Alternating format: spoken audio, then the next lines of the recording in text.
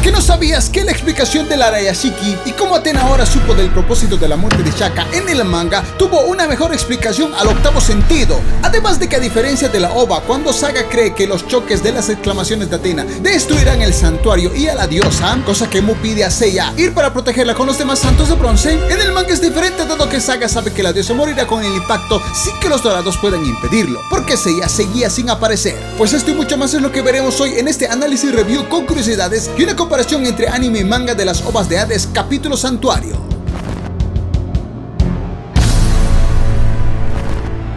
Hoy presentamos La Colisión Dorada. Antes de continuar, si aún no has visto la recopilación de videos de las OVAs de Hades, en la descripción y comentario fijado te dejo la lista de reproducción completa para que no te pierdas ningún video.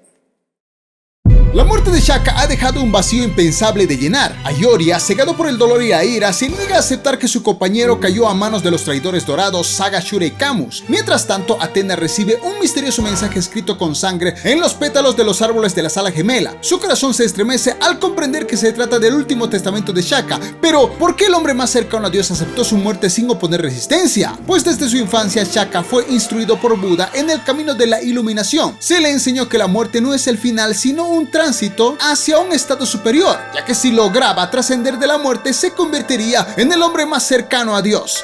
Seguramente te convertirás en el hombre más cercano a Dios.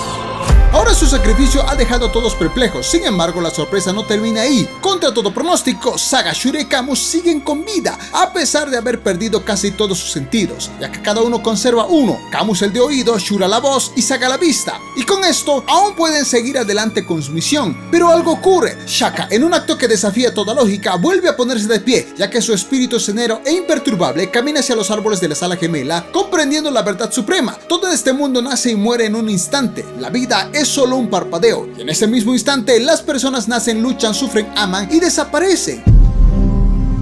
Comparado con eso, la vida del hombre es tan efímera como un abrir y cerrar de ojos. Y en su último acto, tomando algunos pétalos y con su propia sangre, escribe su mensaje final. Y en eso Shura, convencido de que Shaka aún respira, se dispone a darle el golpe de gracia, pero en ese momento la verdad queda al descubierto. Shaka ya había muerto, solo su espíritu regresó brevemente para dejar su testamento. Y en el suelo lo único que queda de él es su rosario. Saga lo recoge y en memoria de su antiguo compañero se lo entrega a Mu. Pero Ayoria no está dispuesto a permitir que los asesinos de Shaka sigan adelante, así que exige que luchen sin cobardía y los obliga a usar la exclamación de Atena una vez más. Y en eso Saga y sus compañeros saben que en su estado actual no tienen oportunidad, pero su misión es más importante que sus propias vidas. Entonces un nuevo dorado se suma a la batalla, Milo de Scorpio, quien está enfurecido por la traición de los tres caballeros dorados, que decide ejecutar su propia justicia y sin dudarlo lanza una y otra vez sus agujas escarlata, perforando el cuerpo de sus oponentes con ataques letales. Pero aunque sus cuerpos están al borde del colapso, ninguno de estos traidores se rinde, así que Milo, sorprendido por su resistencia, les advierte que su próxima aguja, Antares, significará su fin. Sin embargo, justo cuando él está a punto de ejecutarla, Saga lanza sus técnicas de la otra dimensión, casi acabando con la vida de Milo, ya que Seiya había intervenido en un último instante para salvarlo. De no haber sido por Seiya, seguramente me hubieras eliminado.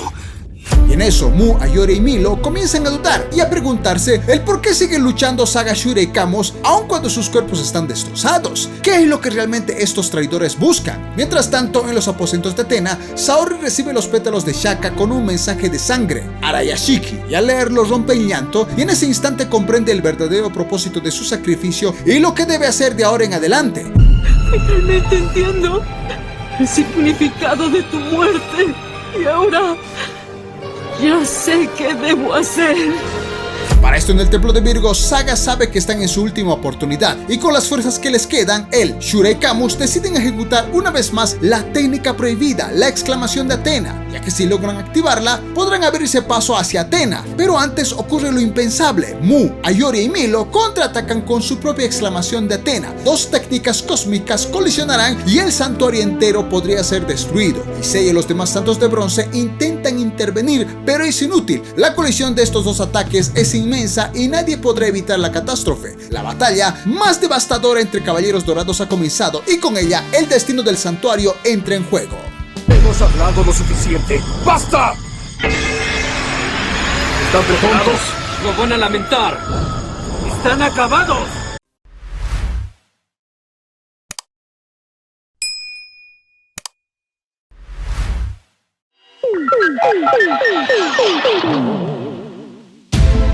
Curiosidades.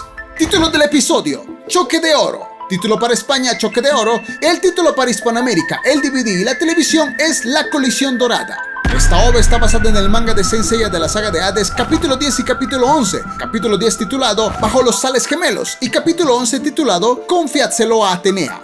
La fecha de estreno de esta obra fue el 8 de marzo del 2003 en su idioma original. Primer dato interesante: si bien en las ovas cuando aparece la exclamación de Atena por primera vez, se da a entender que es igual de poderosa que el Big Bang, pero en el manga esto se aclara de forma diferente, ya que si bien la exclamación de Atena es poderosa y sí tiene el poder del Big Bang, es en menor proporción. Segundo dato interesante, ya que queda claro que en el manga la no aparición de Seiya, Shon y Yoga es evidente y solo Shiryu está en el santuario, una clara diferencia es que en la OVA, cuando los dorados usan las exclamaciones de Atena y Saga cree que al menos así todos morirán, incluida la diosa Atena, en la OVA es Mu, Ayori y Milo quienes piden a los santos de bronce proteger a la diosa Atena para evitar su muerte, pero en el manga es distinto, ya que Saga se siente feliz de este choque de ataques, ya que sabe que ambos impactos matarían también a la diosa Atena sin que nadie pueda impedirlo.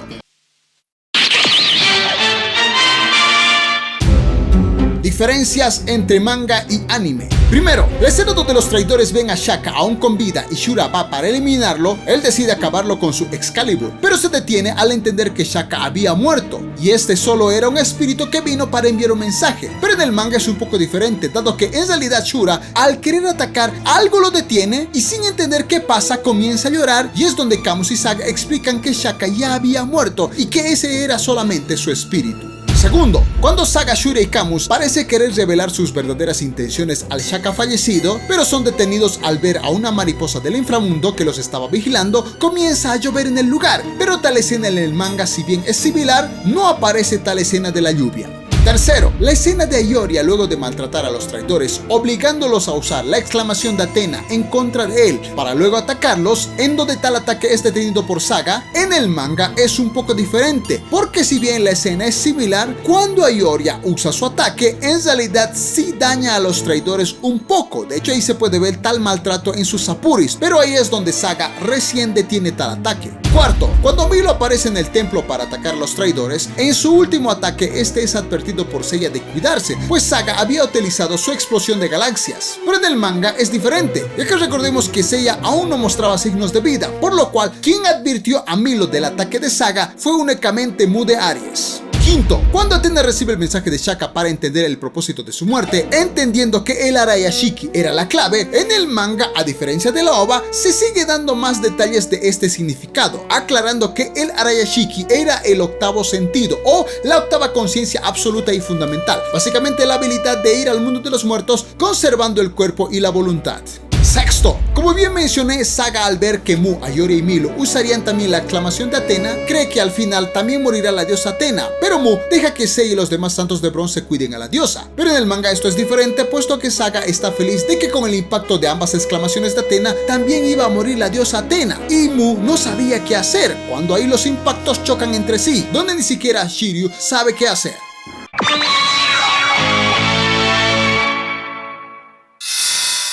El versus, ¿qué es mejor, manga o anime? Queda claro que ver una aclaración evidente del Arayashiki en el manga fue un plus que no se vio en la OVA y mucho menos se la aclaró, al menos hasta este momento, aunque obviamente más adelante se dio todos los detalles para que se entendiera a la perfección qué era el octavo sentido, pero queda claro que esos puntos se entendieron mejor en el manga más que en la OVA. Y por su parte, si bien la OVA tiene cosas buenas, definitivamente el hecho de que el manga diera a entender de que las dos exclamaciones de Atena harían que la misma diosa pudiese morir, y esto alegraba a Saga, daba a entender de que quizá Atena iba a morir, o nos dejaba con la pregunta de cómo es que la diosa se iba a salvar, cosa que en la ova, aun cuando es buena, daba a entender que los santos de bronce iban a proteger a la diosa ante el impacto de las dos exclamaciones de Atena. Aunque siendo sinceros, no alcanzarían a llegar a Atena dado que la explosión sucedió en ese momento, pero en ambos casos el manga está mejor desarrollado, así que dadas estas leves diferencias, debo decir que al menos por mi parte, que tanto ova y manga, el manga se lleva la victoria por mejores detalles no tan explicados hasta el momento en la ova. Pero ya tú en los comentarios me dirás cuál te gustó más.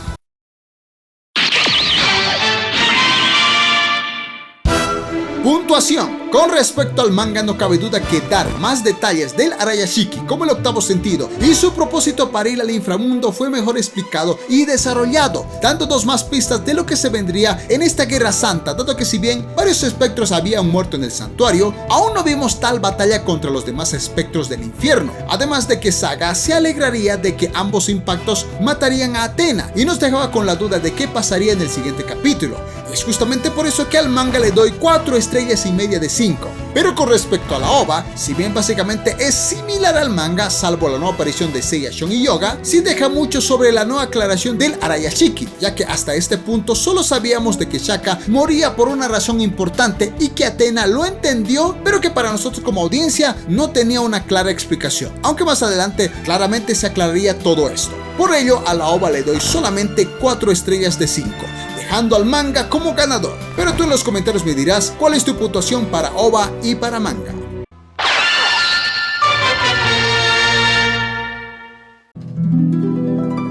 Opinión y conclusión. No cabe duda que tanto ova y manga eran un boom y una genialidad en cuanto a historia y narrativa.